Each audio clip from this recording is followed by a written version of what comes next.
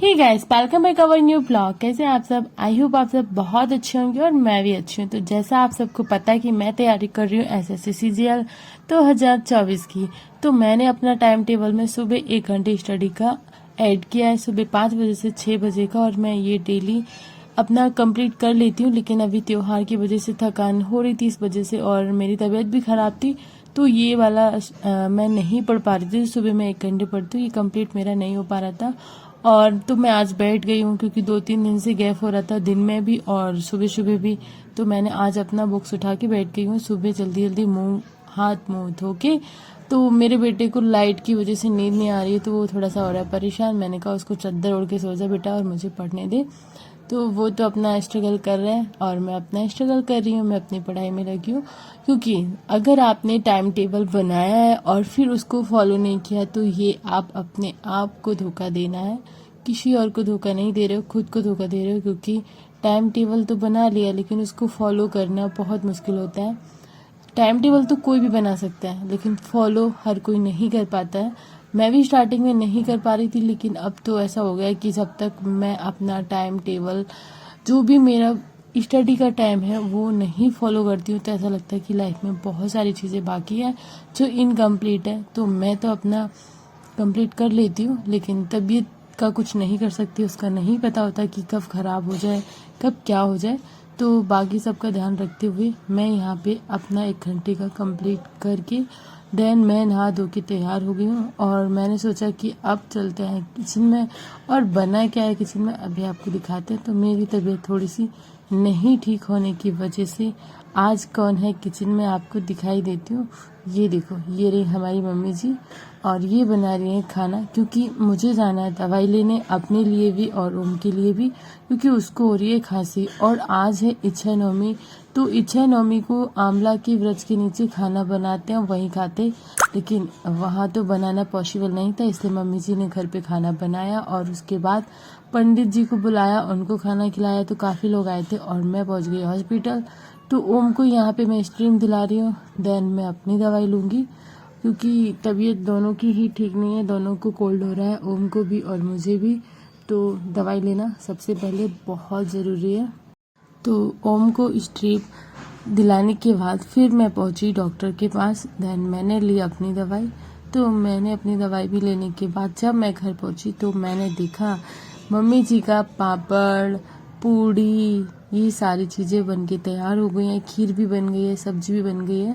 मतलब ओवरऑल खाना कंप्लीट हो गया था, क्योंकि हमारी जो पड़ोस में थी उन्होंने हेल्प करा दी थी मम्मी की, तो उन्होंने बनवा दी थी पूड़ियाँ, इसलिए मम्मी का खाना हो गया जल्दी, काफ़ी जल्दी बना लिया था। और उसके बाद मम्मी जी जाएंगी मंदिर, तो मंदिर भी जस्ट हमारे घर के पीछे ही है।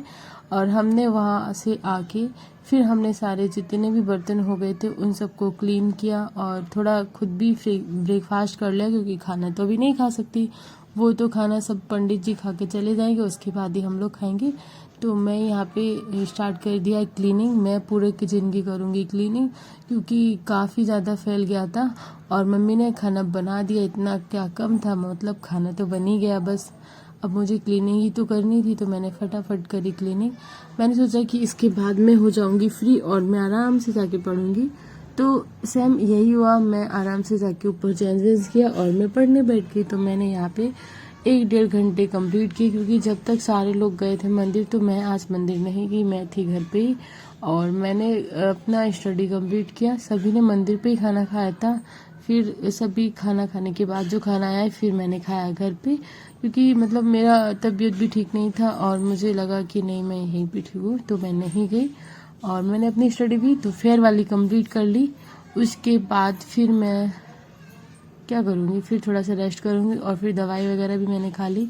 लेकिन किचन में भी काफ़ी ज़्यादा मतलब वो काफ़ी बर्तन हो गए थे, काफ़ी सामान भी फैला हुआ था, वो भी क्लीन करना था। तो लाइफ में चलता रहता है, कभी हम काम कर लेते हैं, कभी हमारी सासू माँ जी करा देती हैं, हेल्प काफ़ी करा देती हैं। और कई बार ऐसा होता है कि काफ़ी टाइम तक मम्मी जी से मैं कोई हेल्प नहीं लेती, और कई बार ऐसा होता है कि अभी आज सुबह भी मम्मी जी से खाना बनवा लिया, कल दोपहर का भी बनवा लूँ और शाम का भी बनवा लूँ।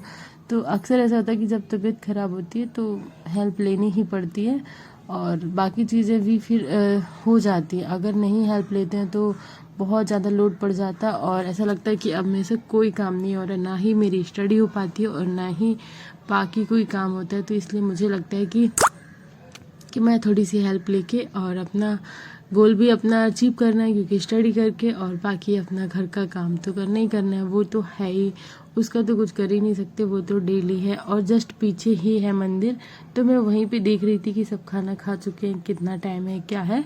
तब तक मैं सोच जाती हूँ ऊपर आप लोगों को दिखा दूँ। तो ये रहा पीछे जस्ट मंदिर, वहाँ पे मम्मी जी भी पहुँच गई, बाकी काफ़ी लोग भी आए थे क्योंकि वो लोग भी पंडित को खाना खिला रहे थे और हमारे यहाँ से भी काफ़ी लोग पहुँचे हुए थे, सारे लोगों ने खाना खाया। और उसके बाद आपको दिखा दूँ, ये है हमारे घर के जस्ट नीचे से एक बारात निकल रही थी, तो मैंने कहा आप लोगों को दिखा दूँ। तो ये निकौशी बोलते हैं हमारे यहाँ, शादी मतलब कि शादी के लिए लड़का जा रहा है, तो वो है ये बारात वाला पूरा व्यू। अभी ये जाएंगे, बहू लेके आएंगे चलो उनको जाने दो। और अभी बज चुके हैं समथिंग शाम के 3:30 या 3। फिर मैंने सोचा कि अब तो सारा काम हो चुका है, मेरी दोपहर वाली स्टडी भी हो गई थी, लेकिन अभी भी मैं फ्री थी। अभी ट्यूशन के बच्चों में आने में बहुत टाइम है और मैंने रेस्ट भी कर लिया था आज, क्योंकि मुझे खाना भी नहीं बनाना पड़ा था सुबह। तो अब मैंने सोचा कि अब मुझे थोड़ा सा और पढ़ लेना चाहिए, क्योंकि काफ़ी गैप हो चुका है। तो मैं ये करती हूँ कि मुझे जब भी टाइम मिलता है, जहाँ से भी टाइम मिलता है, मैं वो टाइम निकाल के अपनी स्टडी कंप्लीट करती हूँ, क्योंकि टाइम टेबल जो भी मैंने बनाया है उसे फॉलो करना, उसके अलावा भी पढ़ना, तो मुझे बहुत अच्छा लगता है कि हाँ मेरा सारा काम भी हो गया और मैंने सारी चीज़ें भी कर ली, देन मुझे एक्स्ट्रा पढ़ने के लिए मिल रहा है। तो ये बहुत अच्छा मोमेंट होता है जब मैं ये टाइम पढ़ती हूँ। थकान मुझे थोड़ी सी थी, क्योंकि तबीयत अभी ठीक हुई है जस्ट, और फीवर भी अभी भी गया है, तो ऐसा लग रहा है कि हाँ नहीं पढ़ूँ, रहन देती हूँ। लेकिन मैंने जब एक बार बुक्स उठा ली तो मैं कभी भी 1 या 1.5 घंटे से पहले नहीं उठती हूँ।